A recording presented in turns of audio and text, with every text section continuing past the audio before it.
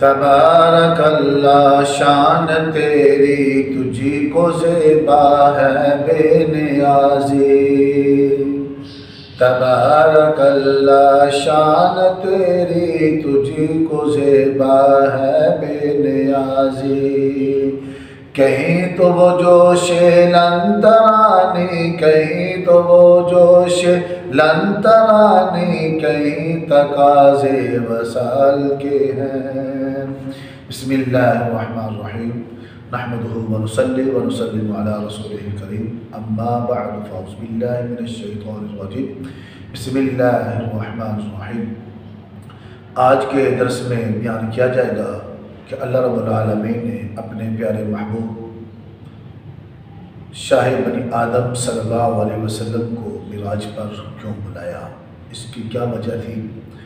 تو محدثین و مفسرین نے اس کی وجوہات تو بہت لکھی ہیں، لیکن میں صرف ایک وجہ بیان کروں گا۔ دیدار الہی ایک ایسی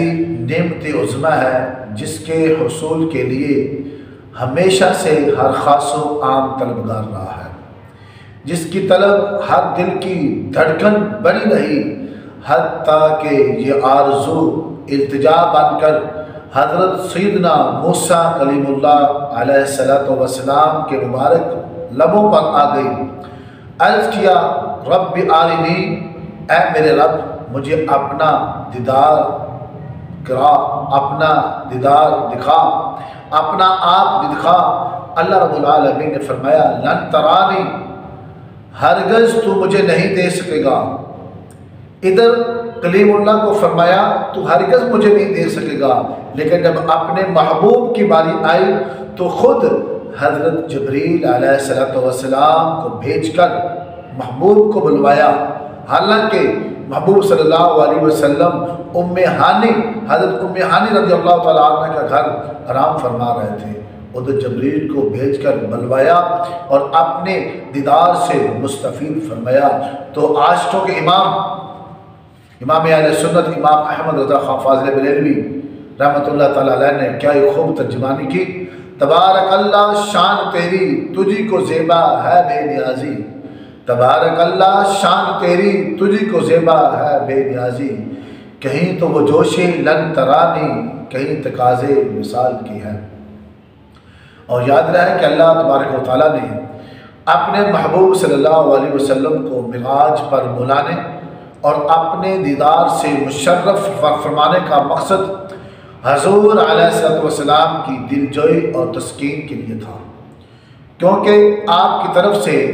دعوت توحید دیے جانے کے بعد کفار جفاقار کی طرف سے لگاتار ظلم و ستم کے انبار کی وجہ سے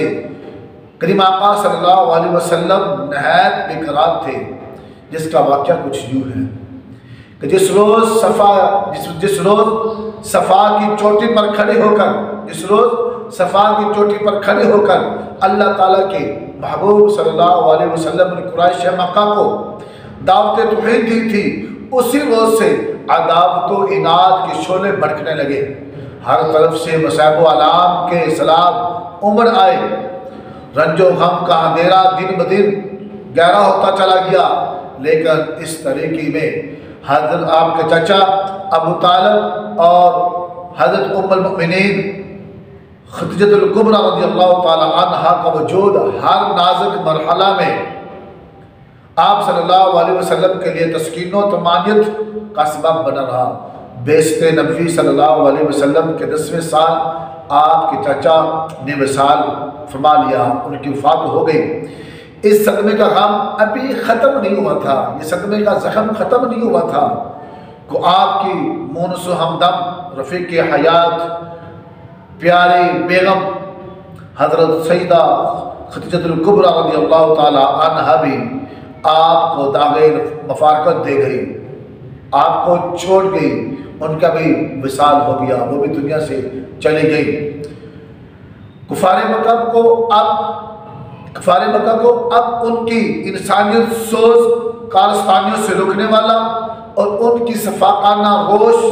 پر ملامت کرنے والا کوئی بھی نہ رہا، جس کے باعث ان کی اظہار و ثانیہ ناقابل برداشت حد سے بڑھ گئی اب انہوں نے نبی صلی اللہ علیہ وسلم کو تکلیف اور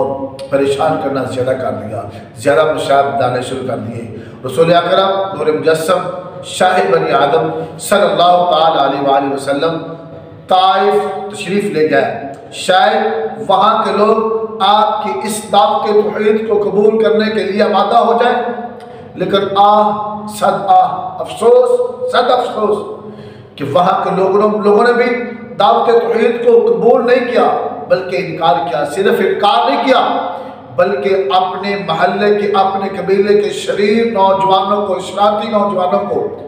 کریم آقا صلی اللہ علیہ وسلم کے پیچھے لگا دیا۔ وہ ظالم و بدبخت وہ نہیں جانتے تھے کہ جن کو وہ تنگ کر رہے ہیں، جن پر ظلم و ستم کے بہار ڈلا رہے ہیں، انہیں نہیں پتا تھا۔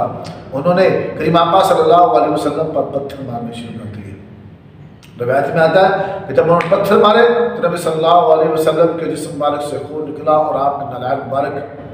خون سے تر ہو گئے۔ واقعہ بہت لمبا سے اشارہ تھا کہ نبی صلی اللہ علیہ وسلم تو طائف کے لوگوں کی طرف اس لیے گئے تھے کہ شاید وہ لوگ بھی دعوت توحید کو قبول کر لیں، لیکن انہوں نے انکار کیا۔ لیکن وہاں آپ صلی اللہ علیہ وسلم کے ساتھ جو ظالمانہ برتاؤ کیا گیا، اس نے سابقہ زخموں پر نمک پاشی کا کام کیا۔ ان حالات میں بظاہر ہر طرف مایوسی کا اندھیرا پھیل چکا تھا، ہر طرف اندھیرا ہو چکا تھا، اور سہارا اور ذہنی سہارا دینے والا بھی کوئی نہیں تھا۔ سارے ذہنی سہارے بھی ٹوٹ چکے تھے۔ رحمت الہی نے اپنی عظمتوں کی بریائی کی واضح نشانیوں کا مشاہدہ کرانے کے لیے اپنے محبوب کو عالم بالا کی صحت کے لیے بلایا۔ اب جب محبوب صلی اللہ علیہ وسلم پر کفار مکہ، طائف کے لوگوں نے اور نبی صلی اللہ علیہ وسلم کی پیاری بیوی بھی چھوڑ گئی، ان کا وصال ہو گیا، چچا کا بھی وصال ہو گیا، ہر طرف غم ہی غم تھے، کوئی سہارا دینے والا نہیں تھا، کوئی پوچھنے والا نہیں تھا ظاہری طور پر۔ تو پھر اللہ رب العالمین نے اپنے محبوب کو عالم بالا کی صحت کے لیے بلایا تاکہ حالات کی ظاہری ناسازگاری آپ صلی اللہ علیہ وسلم کو مزید رنجیدہ نہ کر سکے۔ غور کیا جائے تو سفر معراج کے لیے اس سے موزوں ترین اور کوئی وقت نہیں ہو سکتا۔ اس سفر مقدس کے تمام واقعات، تمام احوال و واقعات، خواب و انعامات الہی سے ہوں یا آسمانی سیر و سیاحت سے متعلق رکھتے ہوں، خواہ انبیاء ملائکہ کے عالی شان استقبال سے تعلق رکھتے ہوں یا جنت و دوزخ کے مشاہدات سے، غرض تمام کے تمام پہلو احادیث مبارکہ اور کتب ست میں تفصیل مذکور ہے، لیکن میں نے صرف تھوڑا سا اشارہ کیا ہے۔ آپ صلی اللہ علیہ وسلم نے کائنات کی سیر کے دوران کروڑوں عجائبات قدرت ملاحظہ فرمائے۔ جنت میں تشریف لے جا کر اپنے غلاموں کے درجات و مقامات دیکھے، ان کو بھی دیکھا، ملاحظہ فرمایا۔ نیز جہنم کا معائنہ فرما کر جہنمیوں پر ہونے والے دردناک عذابات بھی دیکھے، اور پھر ان میں سے بہت کچھ جب دنیا میں تشریف لائے تو ان میں سے بہت کچھ امت کی ترغیب، امت کی رہنمائی کے لیے بیان بھی فرما دیا کہ اچھے اعمال کے ذریعے، اچھے اعمال کر کے لوگ جہنم سے بچ سکے اور جنت کی لازوال نعمتوں کو سن کر ان تک پہنچنے کے لیے کام کریں، عمل کریں، اچھے کام کریں، اور جنت میں اور لازوال جنت کی نعمتوں کا سن کر ان تک رسائی پانے کے لیے کوشاں ہوں۔ انشاءاللہ اگلے درسوں میں وہ ذکر ہوگا کہ نبی صلی اللہ علیہ وسلم نے جنت میں اپنے صحابہ کے کون کون سے مقامات دیکھے اور اور جہنم میں کن عذابات، کن لوگوں پر عذابات دیکھے۔ انشاءاللہ اس کا ذکر ہوگا۔ اللہ رب العالمین کی بارگاہ میں دعا ہے ہمیں عمل کرنے کی توفیق عطا فرمائے۔ وما علینا